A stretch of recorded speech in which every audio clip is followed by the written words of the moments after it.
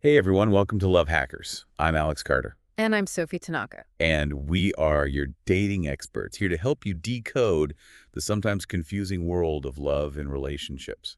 Sometimes a little sweet talk can go a long way in a relationship. Absolutely. Today we're taking a deep dive into the art of sweet talking We're going to figure out what works, what really makes someone feel special, and most importantly, what to avoid.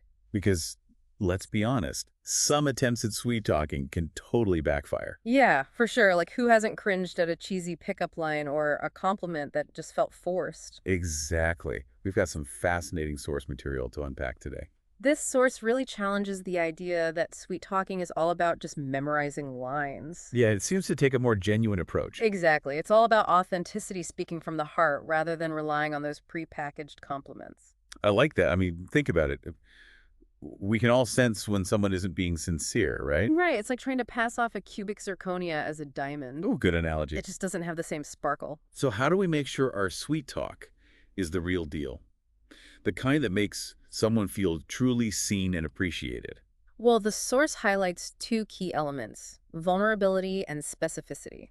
So instead of those generic compliments, we should be aiming for something more personal. Exactly, like instead of just saying, you look beautiful, you could say something like, the way your eyes sparkle when you laugh is captivating. Ooh, that's so much better. Right, it shows that you're paying attention to the little things and you're willing to be a little vulnerable by sharing how you feel. And being vulnerable is key. The source also cautions against putting women on a pedestal. Right, because when you do that, you're not really seeing them as a real person. It's like you're projecting this idealized image onto them, which can be kind of suffocating. Exactly. Even if your intentions are good, overdoing, the compliments can backfire. So it's all about finding that balance, right? Expressing appreciation without going overboard. Precisely. And that's where the idea of playfulness comes in. Okay, I'm intrigued. Tell me more about this playful approach. Well, the source suggests expressing desire in a lighthearted, even cheeky way. Even in everyday situations. Exactly. Like, let's say you're at the grocery store together. Okay. Instead of just focusing on the task at hand, you could make a playful comment about how you can't resist her when she's holding a bag of chips or something.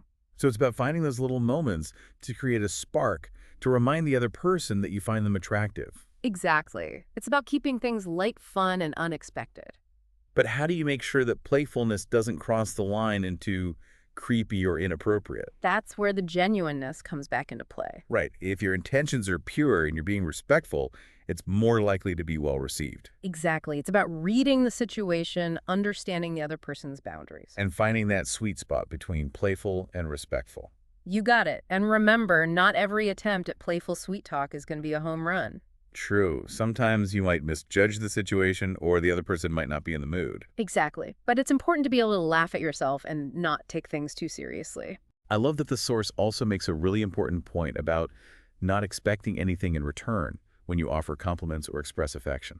So true. Have you ever been in a situation where someone gave you a compliment and then just stood there like waiting for you to say something back? Oh, yeah, totally. It's so awkward. Right. It's like they're trying to barter compliments instead of just expressing genuine appreciation. So sweet talk should come from a place of genuine affection, not from a desire to get something in return. Exactly. It's about giving freely without any strings attached. The source also gives some specific examples of sweet things to say, and I noticed they all seem to follow that thread of vulnerability and specificity we talked about earlier. Absolutely. Like one of the examples is, whenever I see you, my heart beats faster and I can feel the butterflies in my stomach. Ah, that's cute. It's not just a fact, like you, it's describing a feeling and experience. And that vulnerability is what makes it so powerful. Exactly. It shows the other person that they have a real effect on you. Another example was, whenever I see a couple holding hands, it makes me miss you so much.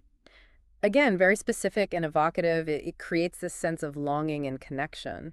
And it implies a certain level of intimacy, even if you're not physically together. Exactly. It's about creating that sense of closeness and shared experience. Now, I know some people might be hesitant to express themselves so openly, especially in the early stages of a relationship. Sure, it can feel a little scary to put yourself out there like that. What would you say to those who are afraid to be so vulnerable? Well, I'd say vulnerability is the key to building intimacy and trust. It allows the other person to see the real you and gives them permission to do the same. It's about taking a risk and putting your heart out there, even if it feels a little uncomfortable. Because the potential rewards are huge. Yeah. Right? Absolutely. Oh, When you're yeah. willing to be vulnerable, you open the door to deeper connections, more understanding, more fulfilling relationships. So it seems like the key takeaway here is that sweet talking isn't about manipulating someone's emotions or memorizing cheesy lines. Nope. It's about expressing genuine appreciation and making someone feel special It's about connecting on a deeper level, and building relationships based on honesty, authenticity, and vulnerability. and a little bit of playfulness doesn't hurt either. Definitely not when it's done right. Playfulness can add that spark and keep things fun. We've covered a lot of ground today. We have, but there's so much more to explore. We've only just scratched the surface of this fascinating topic. Stay tuned. We'll be right back with more insights after the break. It's so interesting how this source really dives into the psychology of connection. Yeah, it's not just about surface level techniques. Exactly. It explores what truly makes us feel seen and appreciated on a deeper level. You mentioned the psychology of connection. Does the source talk about why genuine, vulnerable communication is so effective? Yeah, it touches on the idea that when we feel truly understood by someone, it creates this sense of intimacy and trust. It's like we're letting them into our inner world. Exactly. And that requires vulnerability. It's like saying, this is who I am, and I trust you enough to share it with you. And when that trust is reciprocated, it can create a really powerful bond. The source also warns against overusing sweet talk, even if it's genuine. Why is that? Well, imagine if someone was constantly showering you with compliments, even if they meant it. It could get overwhelming. Right, it would lose its impact. Like too much of a good thing. Exactly. It's like the difference between a gentle rain and a torrential downpour. Ooh, I like that analogy. A little bit can be refreshing, but too much can be suffocating. So it's about finding that balance, expressing appreciation without going overboard. Precisely, and it all comes back to genuineness. When you're being genuine, you're more attuned to the other person's needs. And you're less likely to overdo it. Makes sense. Hmm. The source also suggests that these principles can be applied not just in romantic relationships, but in all our interactions. Absolutely. A genuine compliment or a kind word can brighten anyone's day. It's about spreading positivity. Exactly, and it creates a ripple effect. When you make someone feel good, they're more likely to pay it forward. It's a chain reaction of good vibes. Now, the source emphasizes expecting nothing in return when we give a compliment or express affection. Could you talk more about that? Have you ever received a compliment that felt transactional? Yeah, like they were expecting something back. Right, like you owe them something. Exactly. It makes it feel insincere. It becomes about social obligation, not genuine appreciation. So when we sweet talk someone, it should come from a place of pure generosity. No strings attached, and ironically, when we give without expectations, we often receive more in return. The source also gives us some more specific examples of sweet things to say. I found this one particularly interesting. The way you smile, the way you carry yourself, the way you make me laugh. Nobody compares to you. I love that one. It combines specificity with a broader expression of admiration. It highlights those unique qualities that make the person special. It's like you're painting a verbal portrait of them. Another example is, I can't wait to build an amazing future together. This one feels very hopeful and future-oriented. Yeah, it speaks to the power of shared dreams and aspirations. It's like saying, I believe in us, and I'm excited about what we can create together. Exactly. It reinforces the commitment and investment in the relationship. Now, some people might hesitate to use such direct language, especially early on, Of course, it's important to be mindful of the other person's comfort level. but it highlights the importance of expressing your hopes and desires for the future, even if it's in a more subtle way, It's about planting those seeds of possibility. and letting the relationship unfold naturally. Relationships are a journey of discovery. And the more open and honest we are, the better. We've talked about genuineness, vulnerability, specificity, and playfulness in sweet talking. But how do we actually put these principles into practice in real-life situations? That's the million-dollar question. It's one thing to understand the concepts, Yeah. but another to actually apply them. Absolutely. Yeah, it can definitely feel a little daunting, especially if we're not used to being so open and expressive. So how do we bridge that gap between theory and practice? Does the source offer any practical tips? It does. It suggests starting with observation. Okay, like really paying attention to the people in our lives. Exactly. Take the time to notice those little things that make them unique. The things we appreciate about their personality, their quirks, their way of being in the world. Right. And once you start noticing these things, the next step is to express them.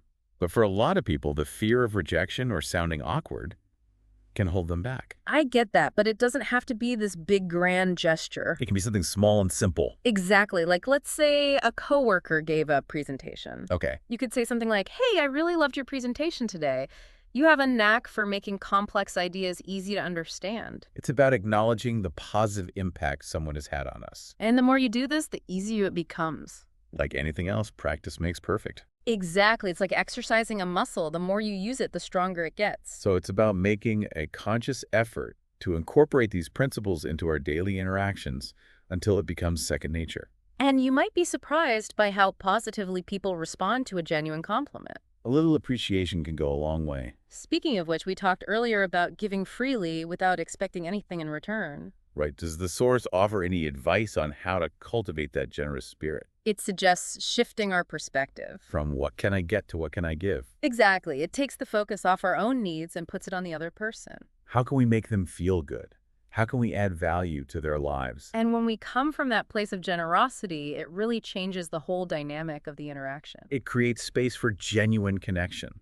So to wrap things up, what's the most important takeaway about sweet talking? What should our listeners remember? Remember this, the most effective sweet talking comes from the heart. It's not about tricks or manipulation. It's about seeing the good in others and expressing that appreciation in a way that feels authentic. I love that it's about making those connections. So there you have it, our deep dive into the art of sweet talking. We hope you found this episode helpful and insightful. Remember, sweet talking is all about genuine appreciation and making someone feel special. It's about being vulnerable, specific, and playful. And most importantly, it's about giving freely without expecting anything in return. A huge thank you to our listeners for joining us today on Love Hackers. I'm Sophie Tanaka. And I'm Alex Carter. Don't forget to subscribe, like, and share this episode with your friends. And we'll see you next time for more dating advice and relationship insights.